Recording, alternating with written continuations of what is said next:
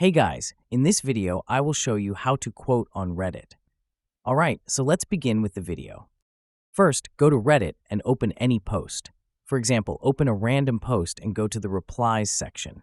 Choose a comment you want to quote, let's say this one. Copy the text from that reply.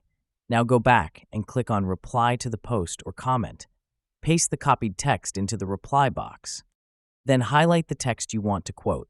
Then click this icon and you will see a code block icon in the formatting toolbar. This will turn the text into a quote.